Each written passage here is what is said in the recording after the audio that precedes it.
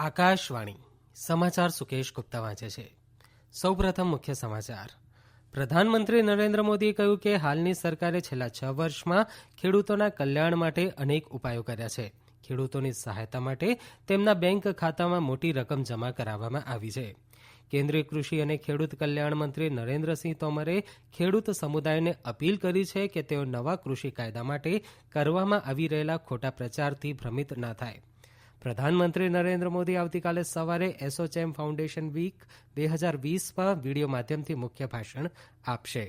સંરક્ષણ મંત્રી રાજનાથસિંહે જણાવ્યું છે કે ડીઆરડીઓએ અનેક સંરક્ષણ ટેકનોલોજી વિકસાવીને સ્વદેશીકરણને પ્રોત્સાહન આપ્યું છે, તો બીજી તરફ ઉદ્યોગોને આત્મનિર્ભર બનાવવા માટે સંસ્થાની ટેકનોલોજીએ અગત્યની ભૂમિકા ભજવી છે.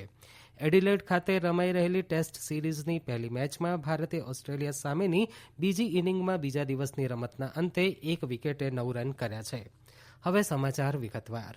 પ્રધાનમંત્રી નરેન્દ્ર મોદીએ કહ્યું છે કે હાલની સરકારે છેલ્લા 6 વર્ષમાં ખેડૂતોના કલ્યાણ માટે અનેક ઉપાયો કર્યા છે. ખેડૂતોની સહાયતા માટે તેમના બેંક ખાતામાં મોટી રકમ જમા કરાવવામાં આવી છે. પ્રધાનમંત્રી શ્રી નરેન્દ્ર મોદીએ આજે મધ્યપ્રદેશમાં ખેડૂત કલ્યાણ કાર્યક્રમમાં વિડીયો કોન્ફરન્સના માધ્યમથી ખેડૂતોને સંબોધન કરતા કહ્યું કે ખેડૂતોને કિસાન ક્રેડિટ કાર્ડની સુવિધાઓ આપવામાં આવી રહી છે અને અનાજનો સંગ્રહ કરવા ગોડાઉનોની સુવિધાઓ વધારવા માટે ઘણું બધું કરવામાં આવી રહ્યું છે. પ્રધાનમંત્રી નરેન્દ્ર મોદીએ નવા કાયદામાં ખેડૂતોને થતા ફાયદાઓ અંગે વિસ્તૃત માહિતી આપી હતી. नए कानून में हमने सिर्फ इतना कहा है कि किसान अगर उसको फायदा नजर आता है तो पहले की तरह जाके मंडी में बेचे और बाहर उसको फायदा होता है तो मंडी के बाहर जाने का उसको हक मिलना चाहिए. उसकी मर्जी को क्या लोकतंत्र में मेरे किसान भाई को इतना हक नहीं हो सकता है? अब जहां किसान को लाभ मिलेगा वहां वो अपनी उपज बेचेगा. मंडी भी चालू है, मंडी में भी आकर के बेच सकता है. जो पहले था वो भी कर सकता है. किसान की मर्जी पर करेगा. बल्कि नए कानून के बाद तो किसान ने अपना लाभ देखकर अपनी उपज को बेचना शुरू भी कर दिया. हाल ही में एक जगह पर धान पैदा करने वाले किसानों ने मिलकर एक चावल कंपनी के साथ समझौता किया है. इससे उनकी आमदनी 20% बढ़ी है.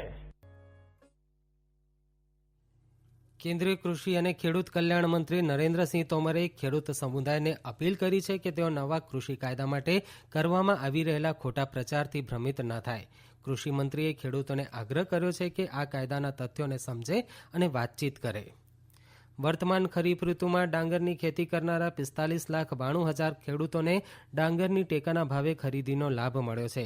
આ માટે 75,263 કરોડ રૂપિયાથી વધુ આપવામાં આવ્યા છે. કૃષિ મંત્રાલયના જણાવ્યા પ્રમાણે પંજાબ, હરિયાણા, ઉત્તર પ્રદેશ, તેલંગાણા, ઉત્તરાખંડ, તમિલનાડુ, ચંદીગઢ, જમ્મુ કાશ્મીર, કેરળ, ગુજરાત, આંધ્રપ્રદેશ, છત્તીસગઢ, ઓડિશા, મધ્યપ્રદેશ, મહારાષ્ટ્ર અને બિહારથી 398 લાખ ટન ડાંગરની ખરીદી કરાઈ છે. પંજાબમાંથી 202 લાખ ટનથી વધુ ડાંગરની ખરીદી કરાઈ છે. કૃષિ મંત્રાલયના જણાવ્યા પ્રમાણે તમિલનાડુ, કર્ણાટક, મહારાષ્ટ્ર, તેલંગાણા, ગુજરાત, હરિયાણા, ઉત્તર પ્રદેશ માટે ચાલુ વર્ષે 48 લાખ ટનથી વધુ કઠોળ અને તેલીબિયાંની ખરીદી માટે મંજૂરી અપાઈ છે. પ્રધાનમંત્રી નરેન્દ્ર મોદી આવતીકાલે સવારે એસોચેમ ફાઉન્ડેશન વીક 2020માં વિડીયો માધ્યમથી મુખ્ય ભાષણ આપશે. તેમજ ASSOCHAM enterprise of the century પુરસ્કાર ટાટા ગ્રુપ વતી રતન ટાટાને આપશે. એસોચેમની સ્થાપના 1920માં દેશના બધા જ ક્ષેત્રોમાં પ્રતિનિધિત્વ કરવાવાળા પ્રમોટર ચેમ્બર્સ દ્વારા થઈ હતી. 400થી વધારે મંડળો અને વ્યાપાર સંઘો તેમજ સમગ્ર દેશમાં 45 લાખથી વધુ સભ્યો સાથે એસોચેમ ભારતીય ઉદ્યોગ માટે જ્ઞાનના કેન્દ્ર તરીકે ઉભરી આવ્યું છે. રાષ્ટ્રપતિ રામનાથ કોવિંદ આવતીકાલથી ગોવાના 2 દિવસીય પ્રવાસે જશે. તેઓ 19મી ડિસેમ્બરે ગોવાના મુક્તિ દિવસને 60 વર્ષ પૂરા થયા તે નિમિત્તે યોજાનાર ઉજવણી સમારોહમાં ભાગ લેશે. આ સમાચાર આપ આકાશવાણી પરથી સાંભળી રહ્યા છો. વધુ સમાચાર કોરોના અંગેના આ સંદેશ બાદ.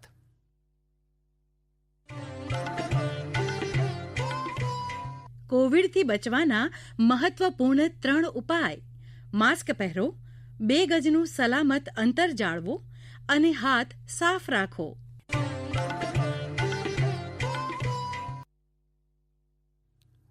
સંરક્ષણ મંત્રી રાજનાથસિંહ આજે નવી દિલ્હી ખાતે ડીઆરડીઓ સંરક્ષણ સંશોધન અને વિકાસ સંસ્થા દ્વારા આયોજિત એક સમારોહમાં દેશ માટે મહત્વનું યોગદાન આપનારા કેટલાક વૈજ્ઞાનિકોને સન્માનિત કર્યા હતા. આ પ્રસંગે તેમણે ભારતીય હવાઈ દળના પ્રમુખ એર ચીફ માર્શલ RKS ભદૌરિયાને હવાથી હવામાં મારણ કરનાર મિસાઇલ MK-1 VVR, નૌકાદળના પ્રમુખ એડમિરલ કરમબીર સિંહને સંસ્થા દ્વારા નિર્માણ પામનાર ભારતીય દરિયાઈ સુરક્ષા પદ્ધતિ અને સૈન્ય પ્રમુખ જનરલ MM નરવણેને સરહદ સુરક્ષા વ્યવસ્થાના મોડેલ અર્પણ કર્યા હતા. તેમણે જણાવ્યું કે ડીઆરડીઓએ અનેક સંરક્ષણ ટેકનોલોજી વિકસાવીને સ્વદેશીકરણને પ્રોત્સાહન આપ્યું છે, તો બીજી તરફ ઉદ્યોગોના સ્વદેશીકરણ અને તેમને આત્મનિર્ભર બનાવવા માટે સંસ્થાની ટેકનોલોજીએ અગત્યની ભૂમિકા ભજવી છે. હાલની જરૂરિયાતોને પહોંચી વળવા યુવા વૈજ્ઞાનિકોની ટીમ સતત કાર્યરત રહી છે. કોવિડ રોગચાળાના પ્રારંભિક તબક્કામાં ડીઆરડીઓએ વેન્ટિલેટર, માસ્ક, પીપીઈ કિટ અને સેનિટાઇઝર બનાવવાનું શરૂ કર્યું હતું, જે ખૂબ જ મદદરૂપ સાબિત થયું છે. ઉપરાંત ખૂબ જ ઓછા સમયમાં દિલ્હી અને બિહાર ખાતે કોવિડ હોસ્પિટલોની સ્થાપના કરીને જાહેર આરોગ્ય માટે મદદ કરી હતી. સંરક્ષણ મંત્રી રાજનાથસિંહ તેલંગાણાના 2 દિવસીય પ્રવાસે જવાના છે.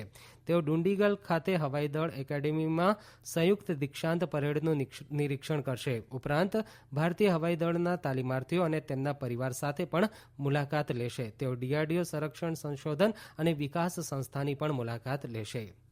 આજે વિશ્વ લઘુમતી અધિકાર દિવસ છે. 18મી ડિસેમ્બર 1992ના રોજ સંયુક્ત રાષ્ટ્ર સંઘ દ્વારા ધર્મ, ભાષા અથવા જાતિ આધારિત લઘુમતી વર્ગના અધિકારો માટે નિવેદન અપનાવ્યું અને તેનું પ્રસારણ કર્યું. ભારતના લઘુમતી રાષ્ટ્રીય આયોગ દ્વારા આ દિવસની ઉજવણી કરવામાં આવે છે, જે ધાર્મિક સદભાવ અને સમજણ પર આધારિત છે. ભારતનું બંધારણ તમામ નાગરિકોને સમાન અધિકાર આપે છે. ઉપરાંત લઘુમતીઓના ભાષાકીય, સાંસ્કૃતિક અને ધાર્મિક અધિકારોનું રક્ષણ કરે છે. તેમાં અનુસૂચિત જાતિ અને અનુસૂચિત જનજાતિ સહિત આર્થિક કે સામાજિક રીતે વંચિત લોકો માટેની પણ જોગવાઈઓ છે. ભારતીય રેલવે દ્વારા વ્યવસાયિક અને નાણાકીય આયોજન સાથે માળખાગત ક્ષમતા વધારવાના હેતુથી રાષ્ટ્રીય રેલવે યોજના માટે વિવિધ મંત્રાલયો દ્વારા સૂચનો માંગવામાં આવ્યા છે.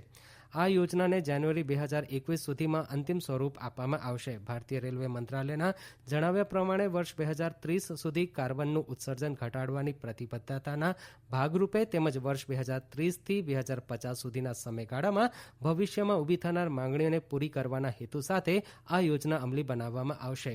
વર્ષ 2024 સુધીના કેટલાક અગત્યના પ્રોજેક્ટ જેમ કે 100% વીજળીકરણ, ભીડભાડવાળા રેલમાર્ગોનું મલ્ટી ટ્રેકિંગ અને દિલ્હી હાવડા તથા દિલ્હી મુંબઈ રૂટ પર 160 કિલોમીટર પ્રતિ કલાકની ઝડપ પર પણ ધ્યાન અપાશે. વાણિજ્ય મંત્રી પિયુષ ગોયલે જણાવ્યું છે કે ભારતમાં ઓસ્ટ્રેલિયા દ્વારા રોકાણની ઘણી તક છે, કારણ કે દેશમાં પ્રત્યક્ષ વિદેશી રોકાણ FDIના ધોરણો હળવા કરાયા છે. ભારત અને ઓસ્ટ્રેલિયા વચ્ચે દ્વિપક્ષીય આર્થિક અને વેપારી સંબંધને મજબૂત બનાવવા માટે ભારતીય વેપાર ઉદ્યોગ પરિસંઘ CIIના સત્રને સંબોધન કરતા જણાવ્યું કે વધુ મૂડી રોકાણ માટે કૃષિ ક્ષેત્ર ખોલવામાં આવ્યો છે. FDIની નીતિઓને વધુ સુવિધાજનક બનાવવામાં આવી છે.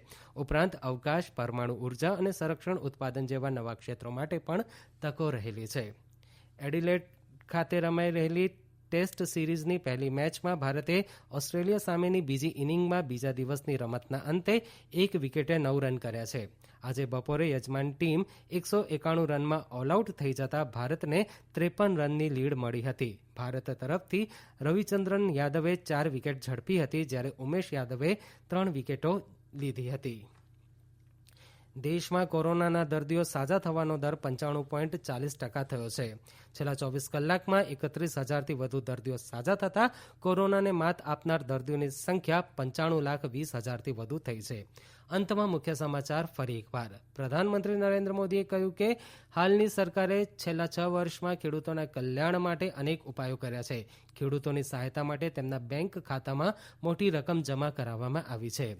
કેન્દ્રીય કૃષિ અને ખેડૂત કલ્યાણ મંત્રી નરેન્દ્રસિંહ તોમરે ખેડૂત સમુદાયને અપીલ કરી છે કે તેઓ નવા કૃષિ કાયદા માટે કરવામાં આવી રહેલા ખોટા પ્રચારથી ભ્રમિત ના થાય. પ્રધાનમંત્રી નરેન્દ્ર મોદી આવતીકાલે સવારે એસોચેમ ફાઉન્ડેશન વીક 2020માં વિડીયો માધ્યમથી મુખ્ય ભાષણ આપશે.